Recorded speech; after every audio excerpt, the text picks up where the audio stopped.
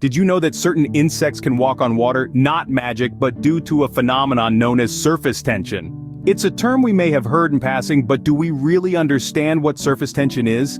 Let's delve into the basics. Surface tension, in simple terms, is a property of liquid that allows it to resist an external force. It's like a thin, invisible film atop the liquid, holding it together.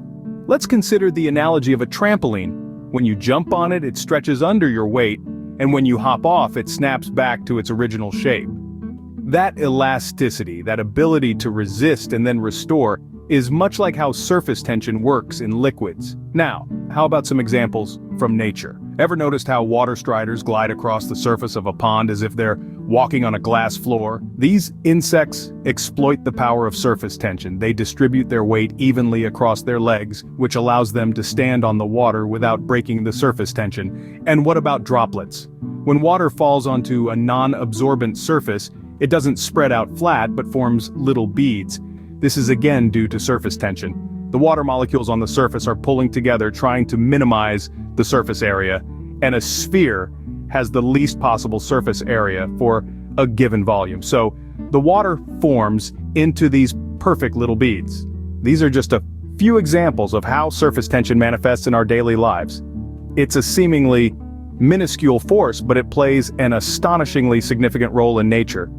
It enables life to thrive in diverse ways, it shapes the world we live in, and it even influences our technology. But how does it work? Well, stick around and let's delve deeper into the science behind this fascinating phenomenon. Let's explore the unexpected power of surface tension. Imagine oil floating on water. Ever wondered why they don't mix? The answer lies in interfacial tension.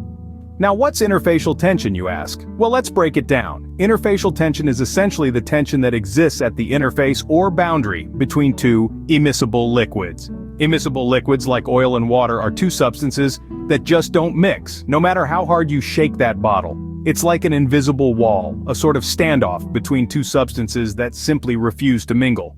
Picture it as a tug of war, where each side is pulling with all its might, trying to keep its own molecules from being pulled away. That's interfacial tension for you, a constant battle at the molecular level. But why is this important?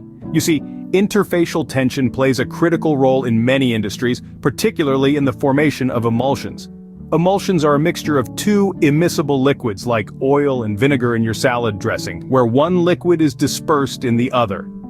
It's the interfacial tension that determines how stable the emulsion is, how small the dispersed droplets can be, and how long they'll stay suspended.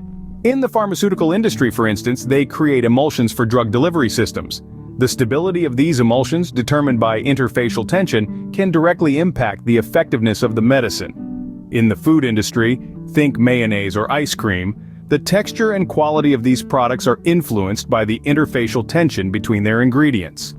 So, you see, what might seem like a simple concept of things not mixing has profound implications in our daily life, from the food we eat to the medicines we take.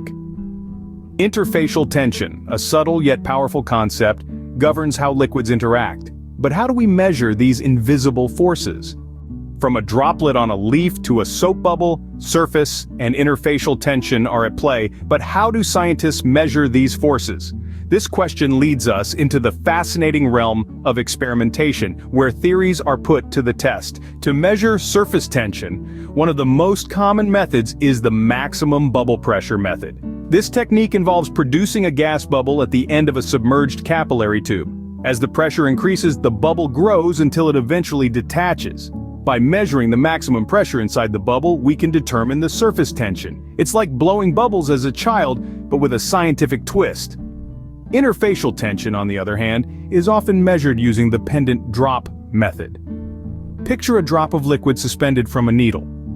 The shape of this hanging droplet is a delicate balance between gravity pulling it down and surface tension holding it up. By capturing the shape of the droplet with a camera and analyzing it using specific algorithms, the interfacial tension between the drop and the surrounding fluid can be calculated. It may sound complex, but it's just a clever way of observing and understanding the world around us. You might be wondering why we need to know these measurements.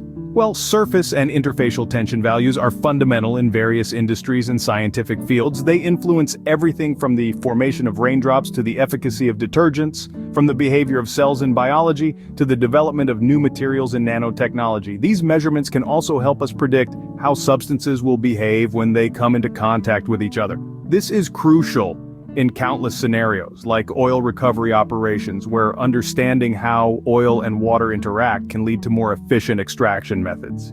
Measurements of surface and interfacial tension are not just numbers, they unlock the secrets of how materials interact. But what happens when a substance gets added to the mix?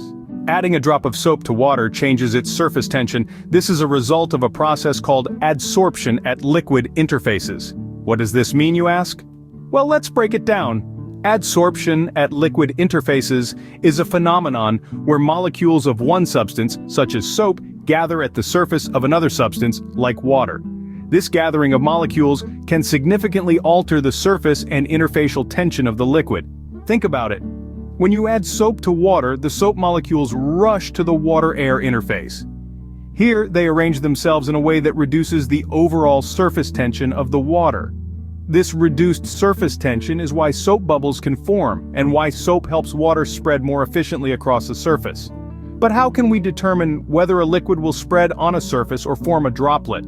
This is where the spreading coefficient comes into play.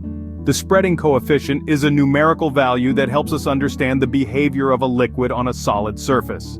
It is the difference between the surface tensions of the liquid air and solid air interfaces and the interfacial tension between the liquid and solid. If the spreading coefficient is positive, the liquid will spread across the surface.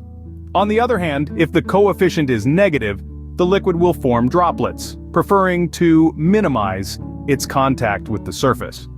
So the next time you're washing your hands, consider this. The soap is changing the surface tension of the water, enabling it to spread more effectively and clean your hands. And it's the spreading coefficient that determines whether the soap-water mixture will spread on your skin or beat up into droplets. From a soap bubble to a droplet of oil, every interaction is governed by the fascinating world of surface and interfacial tension. From a water strider dancing on a pond to oil floating on water, surface and interfacial tension are at the heart of these phenomena. We've journeyed through the world of surface and interfacial tension, a world that exists at the boundaries of liquids and affects so much of what we see and experience every day.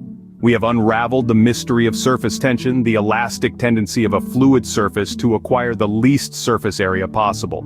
It's the force that allows small insects to skate across the water's surface, or a carefully placed needle to float on water. Then we dived into the depths of interfacial tension, the force that exists at the boundary between two immiscible liquid phases. It's the reason why oil droplets in water coalesce to form a larger oil phase, or why water and oil separate when left undisturbed.